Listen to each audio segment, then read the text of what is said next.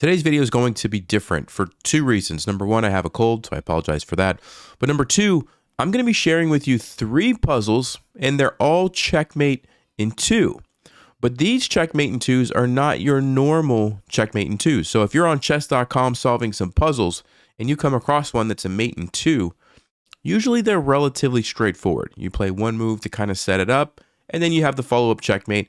Most people can find that relatively easily. However, Samuel Lloyd likes to create these mate in two problems where the normal moves just don't work. You have to think outside of the box to be able to solve it. And because of that, they actually are very, very difficult. So that's kind of your hint. Okay, for these next three puzzles that I'm going to share with you, I want you to remember you have to think outside of the box. If you're just considering the normal moves, you're probably going to have a hard time solving these. And even with that hint, honestly, I think most people are going to have a hard time solving these. So don't feel bad if you don't get them, but you're going to get three chances. And this first one is kind of like a warm-up to give you an idea of what they're going to be like, but I think the other two are harder than this one, okay? So it's white to play and win in two moves by checkmate. And it's important, it has to be in two moves. So if you find a mate in three or a mate in four, that's not good enough. It has to be two moves, okay? White to play, black's pawn's going this way. What do you think the winning move is for white? And there's only one winning move. All right, well, if you had a chance to look at that, before I tell you the winning move, I want to just talk about what I mean by looking at the obvious move. So if we just grab the rook, because that's an obvious move, it's not checkmate. He's going to take us. Yes, we have some checks, and eventually we'll get a checkmate, but there's no mate here, which we need for it to be mate in two, right? Let's check another one. How about bishop here, which looks like, okay, he's going to take me. I'm going to go for the checkmate, right? That's mate in two, except he doesn't have to take you, and he can actually just move his king to h8, and now you have no checkmate. So you can see the problem here with almost any move. Let's say we go here, check. Well, he just takes it. We don't have a follow-up checkmate. Doesn't work, right? And at most of the moves that you're going to look at, you're going to have the same problem, okay? So the winning move, wait for it, is queen to a8. This is what I'm talking about when I say it's not a normal move. It's outside of the box. It's like, why are we moving our queen so far away from the king that we're trying to checkmate on the very next move? Well, the answer is because we want to go here. We want to threaten checkmate this way. And by doing that, we put black in a position where they can't stop all of the threats. Because if black just makes a random move, like rook to g7, which is important, we'll talk about that in just a second, they get checkmated this way, okay? But the reason rook to g7 is important for black is they have to keep an eye on this square because we also have a checkmate threat here. So for example, if the rook moves away somewhere, maybe they go here to try to block this, queen to g8 is checkmate, okay? And anywhere that they move the rook, queen to g8 is checkmate. So this is kind of the huge problem for black, but we already talked about you can't defend it with rook g7 because of this. And if you try to move your king to get away from this one, you also block your rook and then you get checkmated here. And there's nothing else you can do. There's no other moves. The king can't move anywhere else. The rook has no other options. The pawn can't move. It's game over. But this was the only way to do it because you created the multiple threats. Okay? Like I said, this one's probably the easiest of the three puzzles. So don't feel bad if you don't get these, but hopefully you learn something and have fun trying. All right. Here's the second position. Again, same thing. It's white to play. Checkmate in two moves. Black pawn is going down here. Before I say anything else, what do you think the winning move is for white? All right, well, if you had a chance to look at this, so a little bit more going on here. We have some more pieces. You would think, like, surely there must be multiple ways to do this. We have so many pieces. We have a rook, we have a queen, we have two knights, a bishop, and all black has is a random rook. And yet, what you'll find is that there's no way to do it when you start looking at the regular moves. For example, rook to a3 check. Black says king to b2, and we have no follow-up. There's no checkmate here. He's about to take our knight. The queen can't really go anywhere to deliver the checkmate. Let's check another one. How about queen over here? Check. Black just takes our rook. And again, do we have checkmate? No. Almost, but then he has a couple of moves. Almost, but he takes our knight. There's just no checkmate, right? What if we instead grab his rook?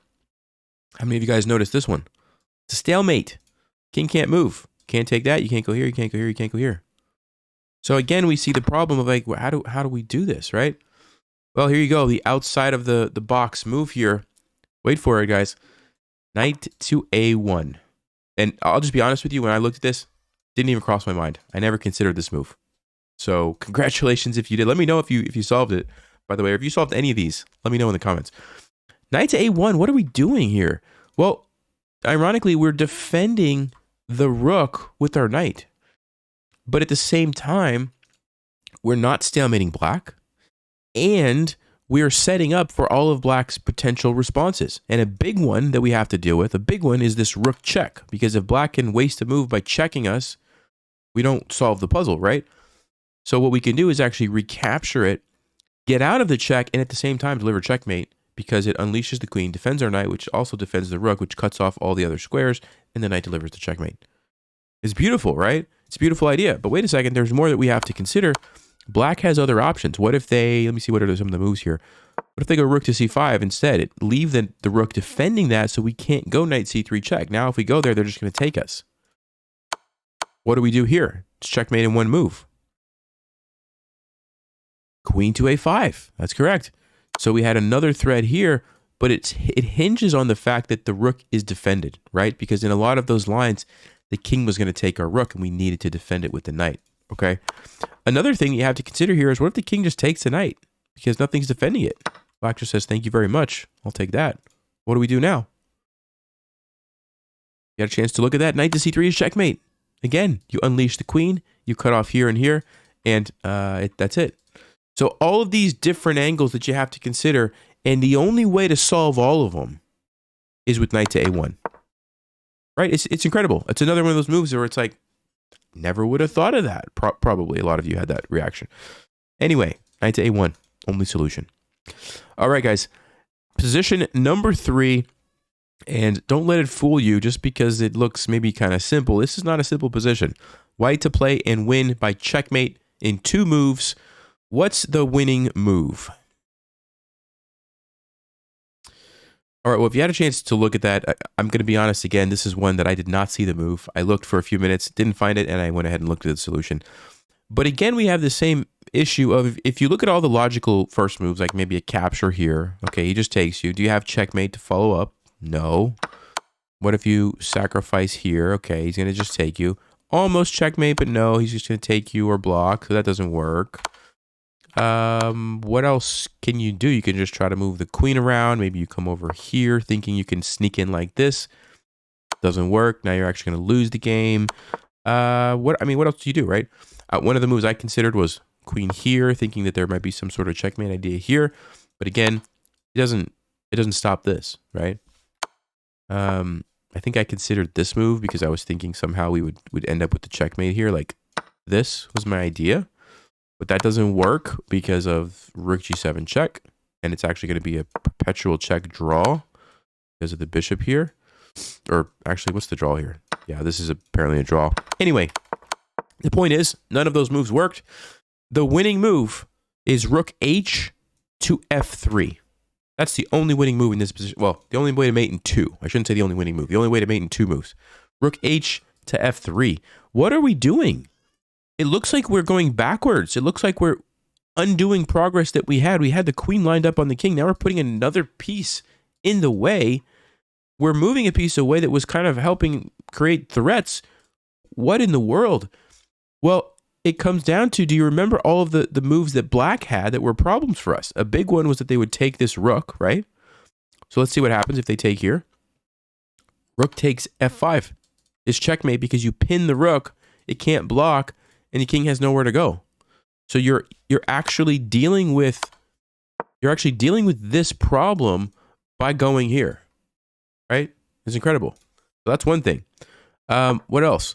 Let's say black tries to move this bishop somewhere. Maybe they move it to, I don't know, down here just to kind of defend the king some more. And they don't want to open up the king this way. Do you see the checkmate now? You had a chance to look at that. Queen to e8 is checkmate. And again, the rook is pinned, so you can't block, and the king can't move.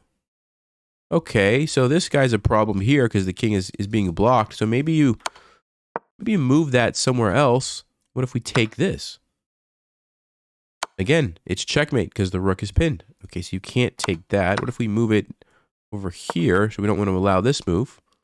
Oh, then we just take here. Checkmate again. It's still pinned. Okay, what else can black try? How about h3? Giving the king an escape route. Something like this, right? Again, now we take it, and it's different than before because the pawn has been moved. This is checkmated. Notice the pin.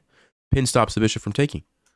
And what you will find is every single move that black can play. Here's another one I don't know if we considered. If they take with the rook, look at this one. Rook takes f5 checkmate because this guy's pinned again. You can't take. That's pretty cool.